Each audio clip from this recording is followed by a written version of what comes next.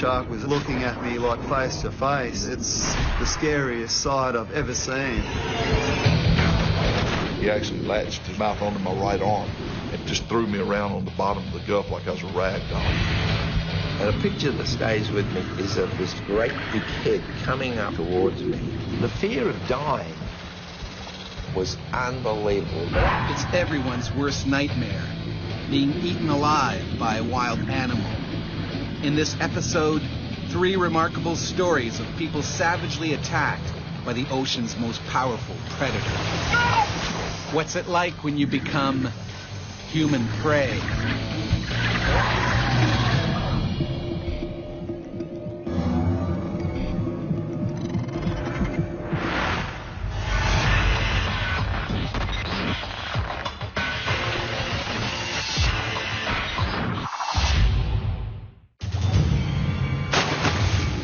When Australian Eric Nearus went diving for shellfish in 2007, he was nearly bitten in 2 by a great white shark.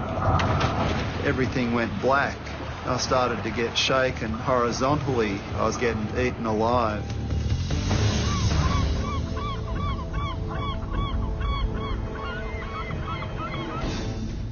The great white shark is top of the food chain. Hardly changed since the dinosaurs. It's the ultimate killing machine. This full-grown shark is now targeting Cape Howe on the south coast of Australia. The strong currents here attract fish, which attract seals, which are the shark's favorite food. It's the rich marine life at Cape Howe that also attracts fishermen to these waters. Eric Nearus is one of them. He specializes in abalone, a large sea mollusk and culinary delicacy. I call myself an underwater labourer. Basically, we crawl around the bottom of the ocean measuring abalone and collecting them. It's a pretty strenuous job. If I don't catch a certain amount of abalone each month, I don't make any money, so I can't pay my bills. To tell you the truth, that day I was only half-heartedly getting ready to go to work. Being school holidays, I could have found something more interesting to do, like take the kids out to a park or the movies and have a family day out. Today, Eric's 16-year-old son, Mark, is joining him. He's working as a deckhand. Mark was only out with me to make a bit of pocket money for himself. He'd only deckied for me about 4 times, so he wasn't actually what you'd call experienced at all. Mark isn't as comfortable as his father in these waters. Every time we've been out before, like, we've seen sharks, and there'll be sharks, like, just fly in front of our boat. I don't know, it was just a morning, like, it was real freaky morning, like, real quiet, and, like, no noise or nothing like that. Sort of think to yourself, something's gonna go bad, something's gonna go bad. Mark's intuition is dead on. A hungry great white has returned to these familiar waters, where it hunts its favorite prey, seals.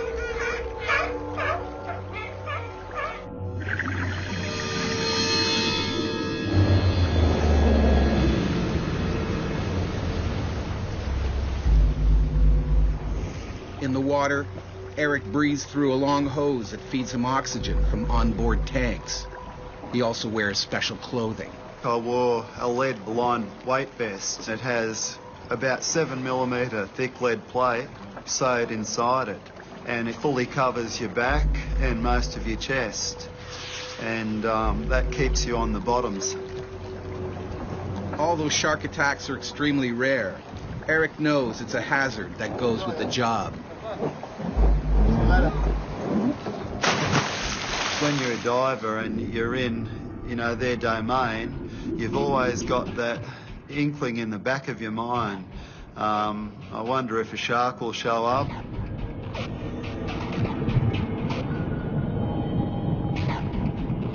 The water was actually dirtier than I normally would like to dive in. That's when you start to even imagine that there's something out there, and the hair on the back of your neck will stand up. And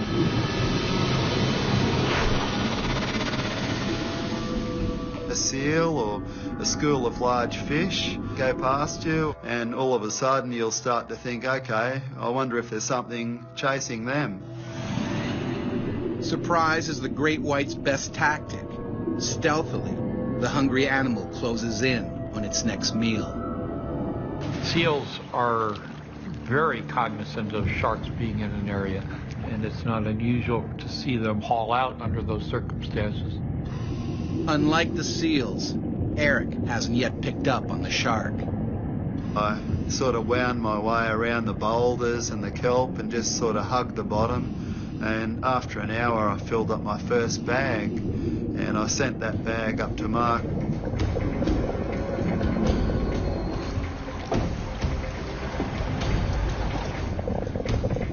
I remember looking up at Mark at the hull of the boat. I could just see it, and I thought, beauty, Mark's doing his job. He's right above my air bubbles. He's a good kid. He's following me. He's not too far away. Mark's not sure why, but he can't shake the feeling that something's not quite right. It was just weird, like, and I kept going over the side of the boat and looking down, and it didn't feel right. It didn't at all.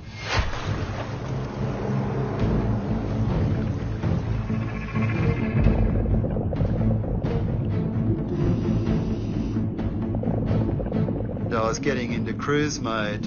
You know, you sort of get into daydream mode where you just work and forget about everything else. It's so peaceful too. You can only hear the hum of your air regulator.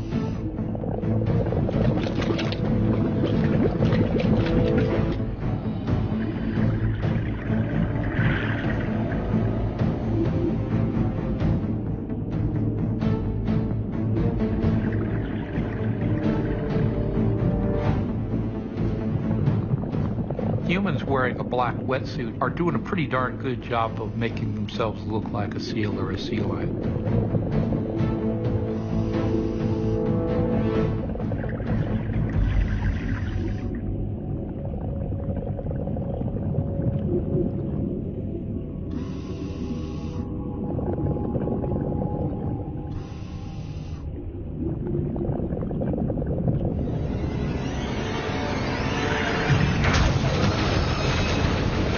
One second it was daylight, the next second everything went black, and a really nasty vice-like pressure crushing my chest and upper back, and I wasn't really sure what had actually happened to me. The shark has taken one supersized bite. Eric's head and shoulders are in its mouth. One arm is down its throat. Inside the jaws I couldn't see any light. It was just all dark there because I was facing the back of his throat. My right arm was actually hanging down the shark's throat. My arm refused to work anymore. It felt like it was broken. The head in a seal is the working end of a critter, and sharks know that much. If they can bite off the head, the rest of it's an easy meal. I'd never experienced anything like this in my whole life. Eric's lead vest has stopped the shark's razor-sharp teeth from slicing him in two, but this only makes the animal more determined. Then I started to get shaken horizontally with a really hard threshing motion. When a shark head shakes, what it's doing is dragging its teeth, especially its upper teeth, through the prey from side to side like this, and sawing through the prey. By thinking, oh, is this the end? Is this what it's like to die? I was actually getting eaten alive.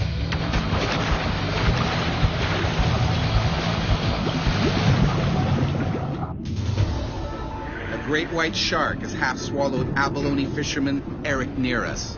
All that's saving him from certain death is his lead diving vest. My instinct kicked in, and I had a free left hand, and I started to feel around the jawline of the shark, and I reached up higher, and I felt a slimy membrane. I realised that must have been the eye. Eric gouges his fingers deep into the shark's eye. Anything we can do that demonstrates to the shark that we're big and strong and are willing to fight back is a good thing. Surprised by the counterattack, the shark begins to loosen its hold. And I started to wriggle out backwards a bit, and I wasn't sure if I was going to get out or not, and just as I thought I was going to be free, the bottom jaw closed and I felt these teeth going into the back of my head, into my skull. I twisted as hard as I could again, trying to gouge the eye, and the shark reacted again. The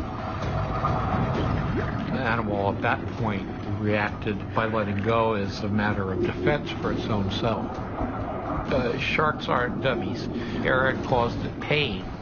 It realized that it had a formidable foe there in the water. The shark was looking at me like face to face.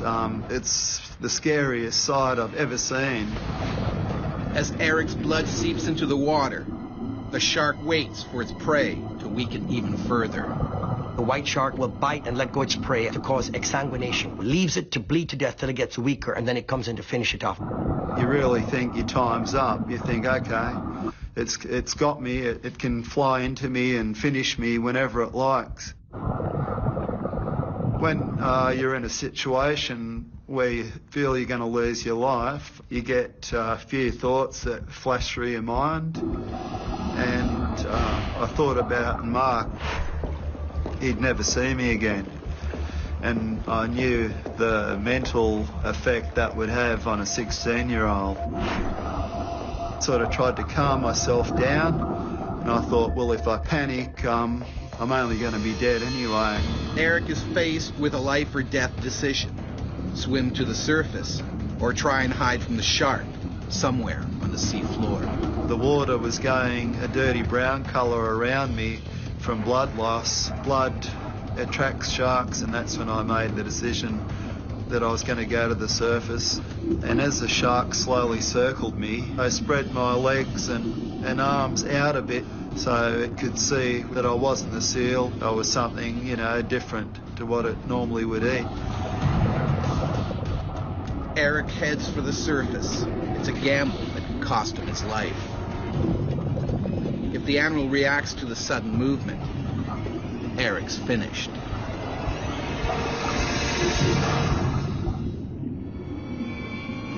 Searching for abalone on the sea floor, Australian Eric near us has been half swallowed by a great white shark.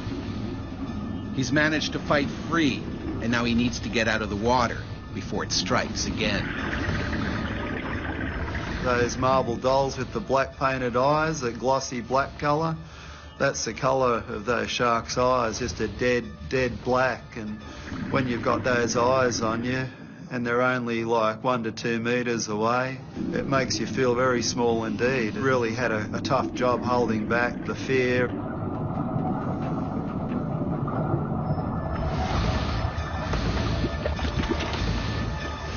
Eric breaks the surface, but the 15-foot monster is still circling below. The whole time the shark was just below me, going around and around my flippers, and it could have, taken me any time it wanted to. The shark didn't want to just rush right back in because the last time it did that, it didn't have a pleasant outcome. Dad! I'm coming! All Eric wants is to get out of the water fast. I screamed at Mark that I needed help. He came straight over to me.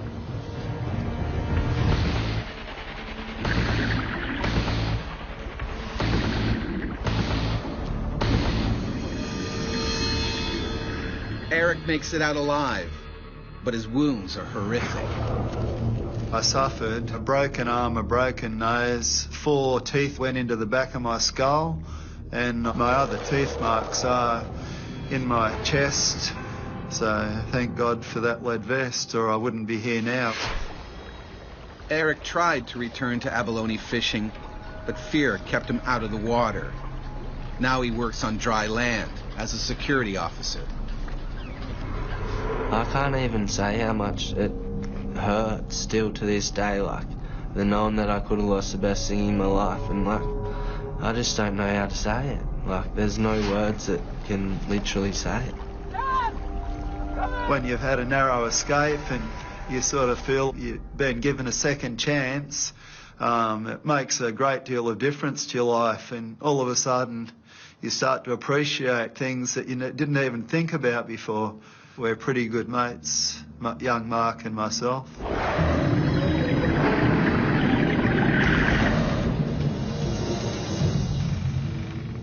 Ever since people first ventured into the seas, we have been afraid of the monsters that lurk below. The great white shark has always been the most feared, infamous as a ruthless predator that will kill anything. But the smaller bull shark is actually fiercer, packed with more testosterone than any other creature on the planet. These naturally bad-tempered sharks can attack their prey in as little as 2 feet of water. When a bull shark bites, almost nothing will make it let go.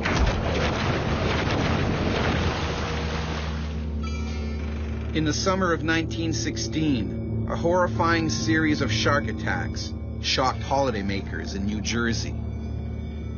Originally blamed on the great white, these attacks were in part the inspiration for the novel Jaws. But many experts now think the villains were really bull sharks. The first victim that summer of 1916 was Charles Epting Van Sant. He started shouting for help, but people assumed he was calling to a nearby dog. When a lifeguard finally reached him, his left thigh was stripped of flesh. Van Sant bled to death before reaching the hospital. The Coast Guard was sure this was a freak accident, so beaches remained open. A fatal decision. Just 5 days later, a second killing. The ocean turned red when a hungry shark went for Charles Bruder. It bit his right leg clean off. Bruder bled to death before he could be rescued. The next attacks were even more terrifying. The scene of the crimes, 16 miles inland in a freshwater creek. 12-year-old Lester Stillwell was playing in the water with friends. They noticed what they thought was an old log in the water. It started swimming towards them. Suddenly, the shark pulled Lester under, and he never surfaced. A man entered the water to bravely search for the boy's body, but he too was fatally wounded by the bloodthirsty shark. Experts now know that great whites can't survive in fresh water, but bull sharks can. Bull sharks may actually be responsible for many more attacks than previously thought. Chuck Anderson knows just how aggressive a bull shark can be. When training for a triathlon in 2000, he was savagely attacked by a bull shark, an attack that changed Chuck's life forever. It was just a freight train. And even though I hadn't seen it, I knew exactly what it was. The Gulf of Mexico is famous for crystal blue waters and white sandy beaches. But this is America's shark attack capital. In fact, there are more shark attacks here than anywhere else in the world. Almost anyone that's been in the water have been close to a shark at some time. The sharks see the humans. Humans don't always see the shark. And public enemy number one is the ferocious bull shark. It will target almost anything that moves, even humans. Bull sharks mean business. When they attack, they truly are going after a human. And what they start, they mean to finish. Bull sharks are persistent, and I think for that reason, I would be a lot more concerned about a bull shark than a white shark. It's early morning, and this bull shark is already on the hunt. It patrols the shoreline because it knows sooner or later something tasty will swim by.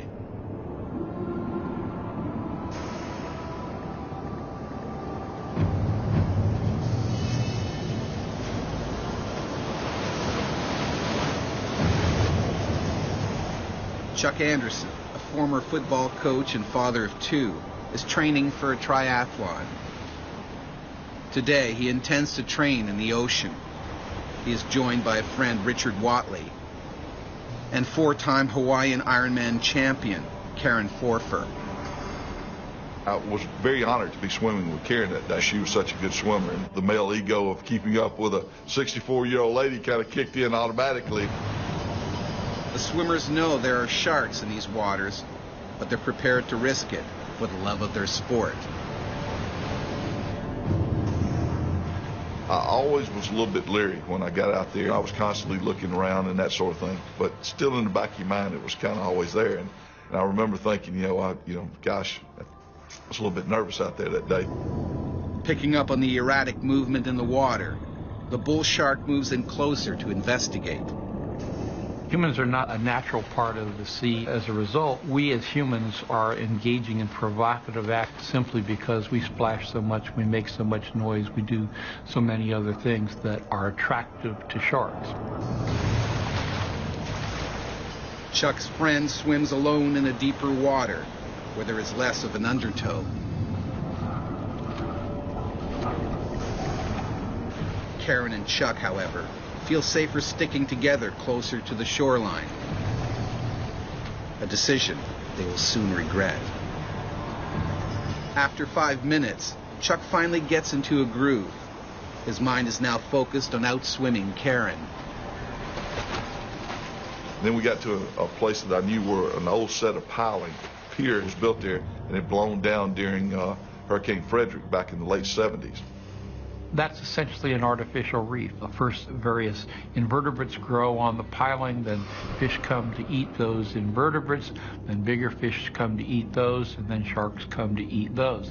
And so it's a natural area where, as a shark, one would go to find food. Unwittingly, the swimmers have now entered this shark's natural killing ground. Karen kind of went ahead of me. I'd like to say I was chivalrous and letting her go through the pilings, but actually she was kicking my rear end pretty good. The shark observes his potential meal as the swimmers make their way past the pilings.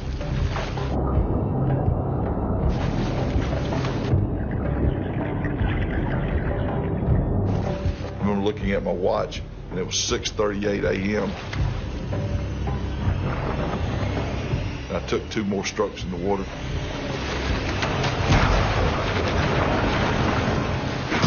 It nailed me.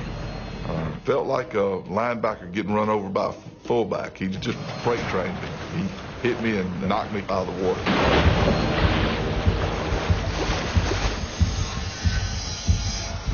A classic bump and bite attack. The shark was getting a feel for the size and the power of whatever it was going to bite. And even though I hadn't seen it, I knew exactly what it was. I felt like he knew that I was out there in his territory, and he wasn't very happy about it. My big fear was that there was more than one. There was a school of sharks, and that I was in real trouble.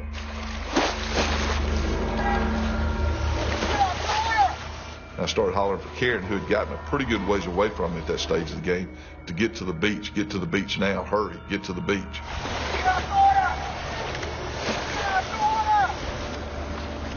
Karen races to shore, but Chuck is too far out.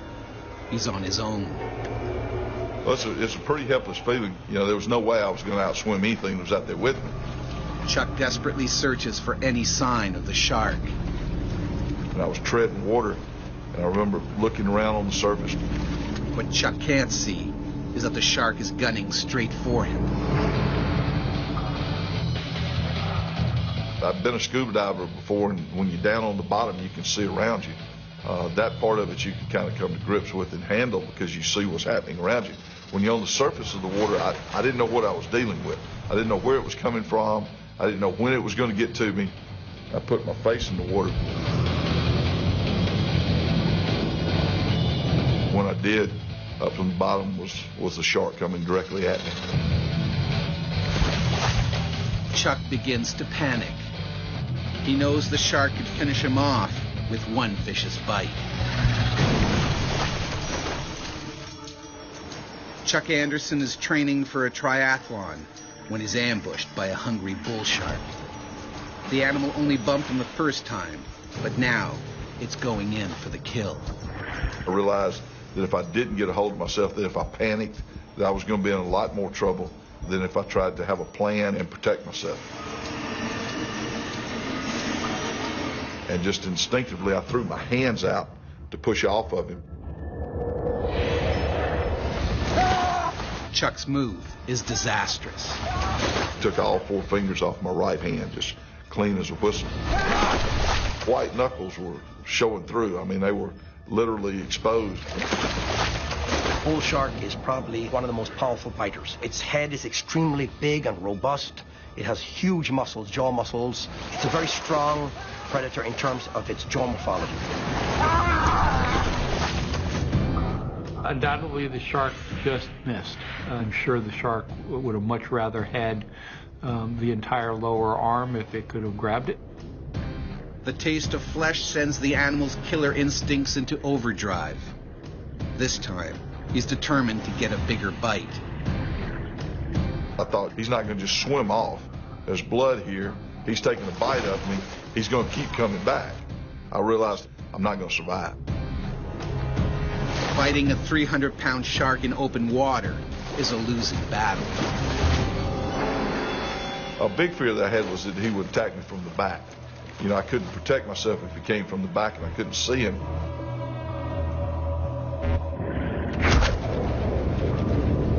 That's when he hit me. And I remember kind of losing a little bit of my breath. He hit me that hard. Bull sharks will hit the victim over and over again. And they'll actually single them out amongst a bunch of people. If there's multiple people in the water, sometimes they'll go through the people and hit the same victim over and over again. Chuck doesn't have time to react because the shark's fin is once again slicing through the water towards him.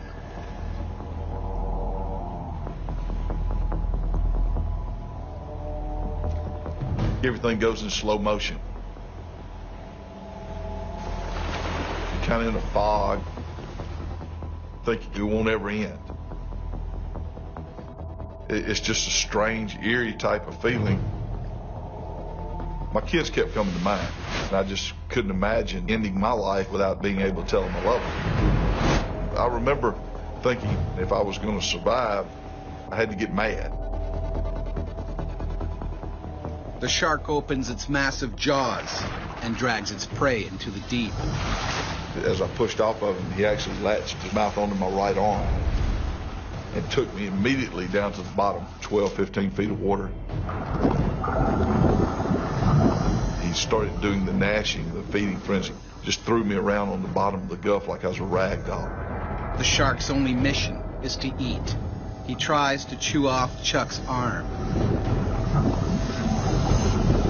If there's one species that one could say that actually goes into a feeding frenzy, I would say it's a bull shark.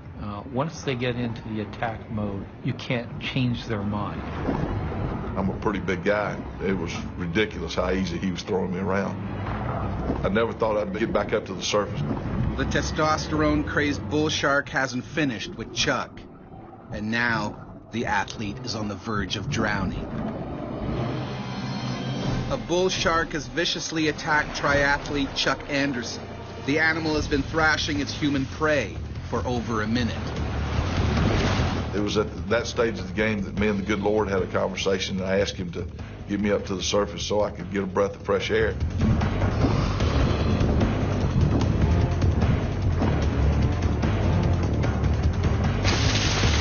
And all of a sudden I felt my heels dragging on sand.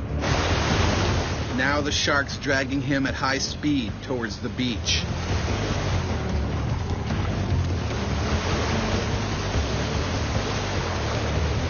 In its determination to eat Chuck, incredibly, the shark drags him onto a sandbar.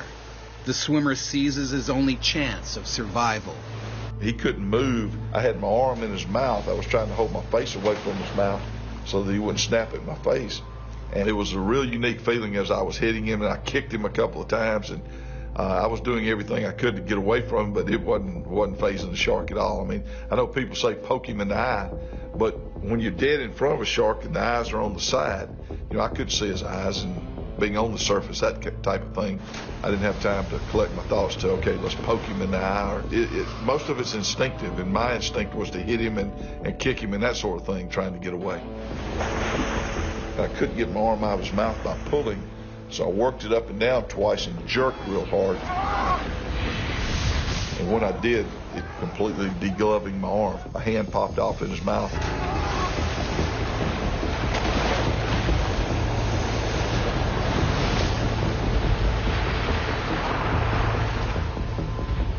There really wasn't a sense of, oh my gosh, I've lost an arm. It was more of a sense of, oh my gosh, I survived.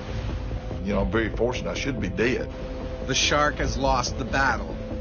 It waits for the next wave and propels itself out to sea. Couldn't get a helicopter in to pick me up and take me to a trauma unit. And so I remember one paramedic turned to the other and said, man, if we don't get him to the hospital in the next few minutes, he's going to die. And I thought, whoa, time out, hang on, that's not an option here now. I thought I was fine. And the guy said, Coach, you're blue, you're losing blood, we can't stop the bleeding. If we don't hurry up and get you to a hospital, you're in real trouble. And I thought that was the first time that I really had time to think about the fact that I might die. And that was a real scary moment. Chuck is rushed to the hospital, where what remains of his arm is amputated at the elbow. I was halfway to the hospital before I ever really came to grips with the fact that, hey, you don't have a right arm anymore. And I promise you it's not going to come back. Despite the tragedy, Chuck Anderson is determined not to let it ruin his life. Just 10 months after the attack, the father of two competes in an able-bodied triathlon and wins. My kids were on either side of me, and we crossed the finish line together. And, geez. And I was proud as his dad that I could show my kids, if you work hard enough, you know, you can do whatever you want to do.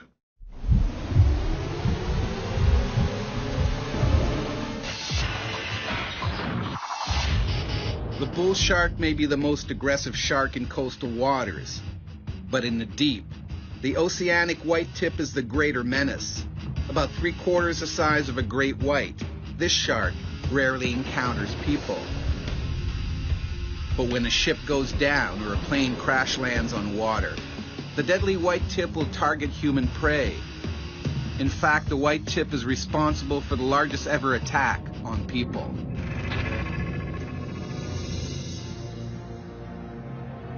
Just after midnight on July 30th, 1945, the Japanese torpedoed the USS Indianapolis. The battleship had delivered the first atomic bomb and was on a new mission in the West Pacific when it was hit. Of the nearly 1,200 sailors aboard, 900 are thought to have made it into the water alive. Sharks were most likely drawn to the wreckage by the sound of screaming, splashing men. The white tips went into a feeding frenzy. The men's horrific ordeal lasted 5 long days. By the time rescue boats arrived, more than 500 sailors were missing. Many had been devoured by the hungry sharks. Although the bull shark and the oceanic white tip may be more aggressive, it's the great white that has entered popular folklore as the ultimate ocean-going serial killer. Its size and power mean it will always be seen as the most terrifying of all sea creatures. In 1830, Joseph Blaney was attacked by a great white while he was fishing off the coast of Boston. The shark capsized Blaney's boat and pulled it right under, with the fishermen still in it. The boat resurfaced, but Blaney was never seen again. 130 years later, during a spearfishing competition, Australian Rodney fox was attacked by a great white. It's one of the worst shark attacks anyone has ever survived. I was hurled through the water faster than I could swim. It was right at the edge of my life. I was in really big trouble.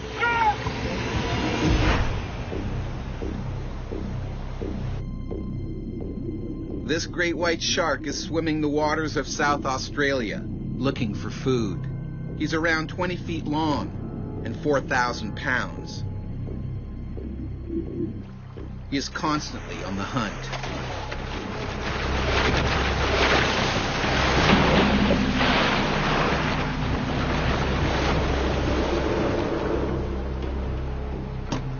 And as Rodney Fox knows, it will eat almost anything that moves.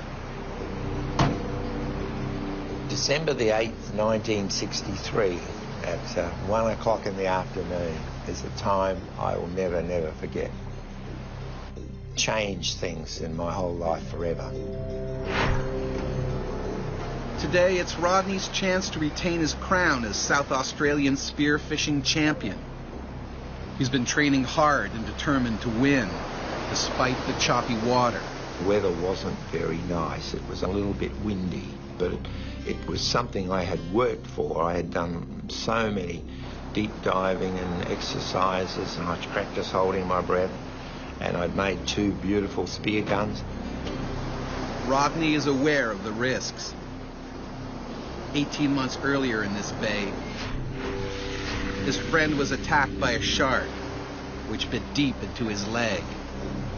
The word shark was sort of out there in the background with hell and death and devil and things like that. I was well aware that I could actually be attacked, but of course I didn't believe that it would be me. The winner today will be the person who catches the largest number of different species in a 5-hour period.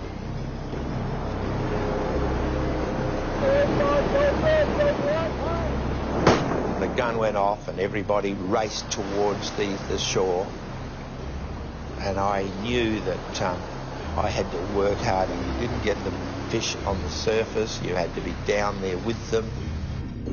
You had to approach them in such a way where they didn't think you were an aggressive attacker, and then you would slowly bring the gun around and sneak up on them.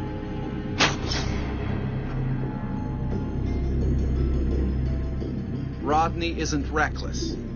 He takes precautions against a shark attack.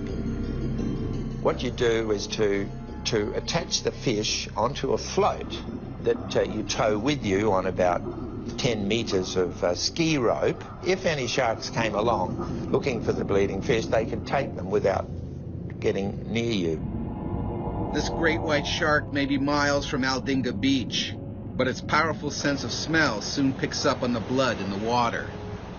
It stealthily makes its way towards Rodney's tempting catch. Because of their injuries, any speared fish is going to be releasing bodily fluids, blood and other things into the water. Shark, for instance, can smell a single drop of blood in an Olympic-sized swimming pool. That's pretty darn good. Blood from the fish that had been speared was slowly going out to sea. In the tide, it was putting an odor trail several kilometers down the coast. The blood, the struggling fish in the water, any electrical charge it picks up or anything like that, the shark would be attracted to that and probably swim upstream to find it. I was so focused on doing well and looking for fish that I couldn't really think about anything else that might happen.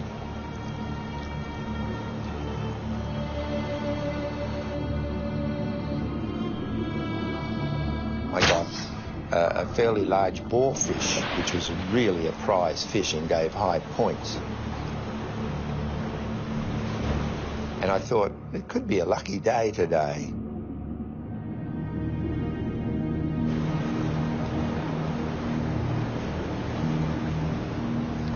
After almost 4 hours in the water, Rodney comes in to weigh his fish and assess his chance of winning. I found out that there was one fish that I really needed that would build up my points. And I cast my eyes over the area and thought, where would I find this particular species? And I thought, well out past the reef in very deep water,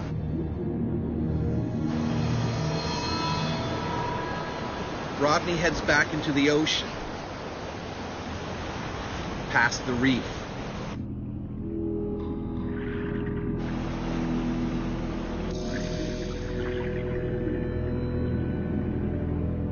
venturing off on his own puts him on a deadly collision course with a natural-born killer.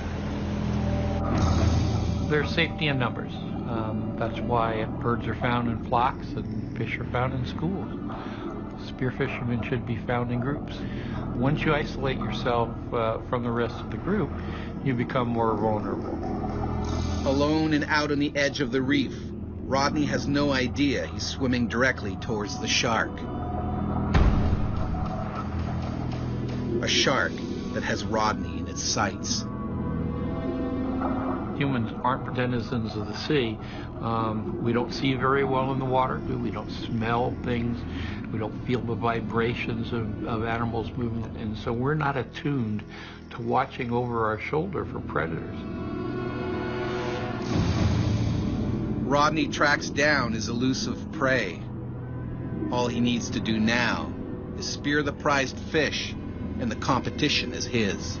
I was just squeezing the trigger when the shark's massive jaws clamp around Rodney's chest. It begins thrashing him violently. White sharks often engage in the marine version of shock and awe.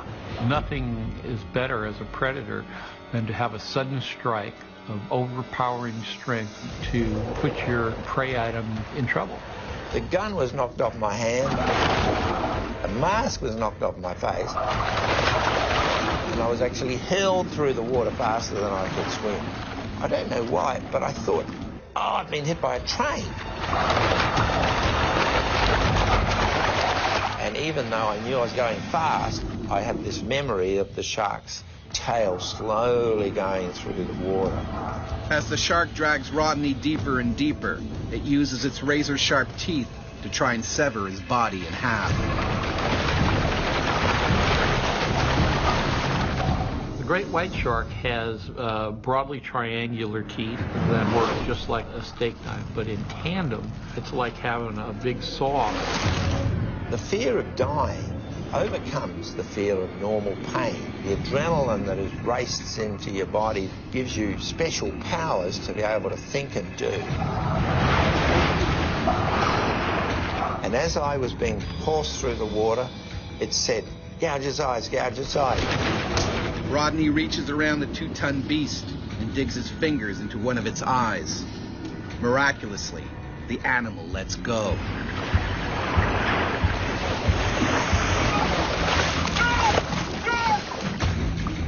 But it has no intention of giving up on a spear fisherman. Gouge at the eyes or the gills of a shark, and that is probably not what the shark would expect. So the texture, the taste, the response, everything is not what they expected. The animal abandons the attack at that point, not quite sure what it is. Doesn't mean they won't come back. The fear was unbelievable. It was right at the edge of my life. I was in really big trouble. I knew I may not make it, but it never occurred to me to give up. Just keep fighting. Rodney looks down into the deep.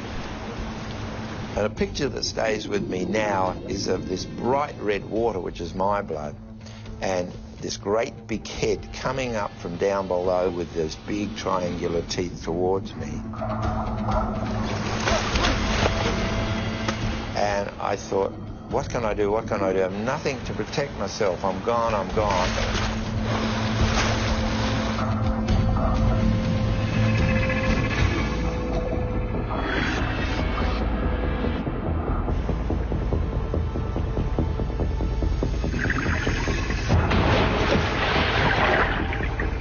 The shark turned, instead of going for me, swallowed the whole fish float with the fish. It looks like Rodney's cheated death. But then, a violent jolt. He's still attached to the float, and the shark dives and pulls him under. I put my hand on my stomach trying to find the catch, but it must have swung all the way around. I couldn't find it. Rodney is quickly running out of oxygen.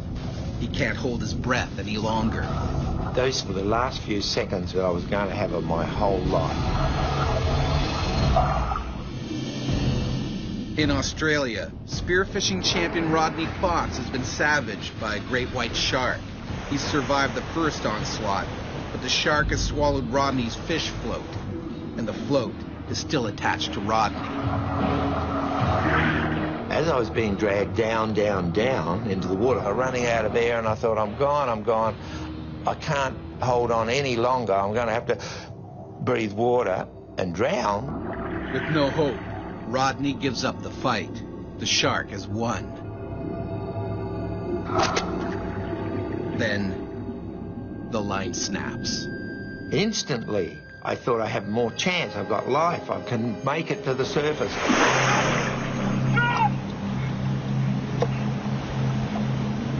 Rodney has to get out of the water before the shark returns for more.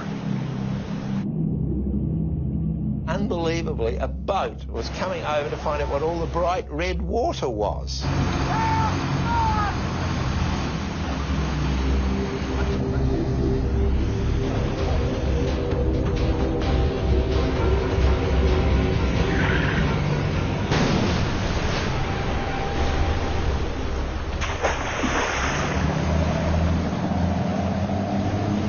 Rodney has only just escaped with his life, but his injuries are horrific. The lung was punctured, the spleen was uncovered, the main artery from the heart to the stomach was just left there, one nick, and I've died.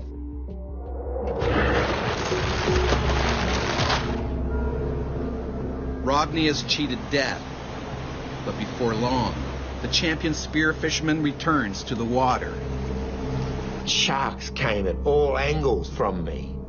The little glistenings of the water turned into sharks.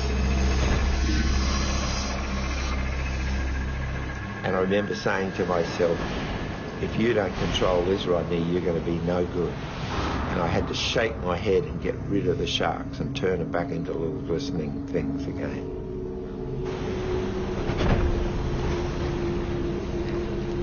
I wasn't meant to go, but you can't get much closer to death than that.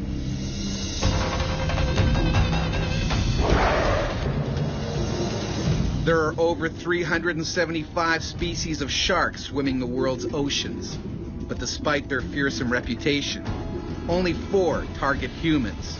Shark attacks are very rare. Fatalities, more so. But when a killer shark has us in its sights, it's the shark that rules the ocean. We're so used to controlling our world. We blast big holes in mountains to make roads. We put dams across the mightiest rivers. But one-on-one in the water, sharks still come out ahead. Sharks are nature's most determined predators. But sometimes, miraculously, their human prey survives. If you're subjected to a shark attack, you should fight like hell. There's no playing dead with a shark. You play dead with a shark, you will be dead.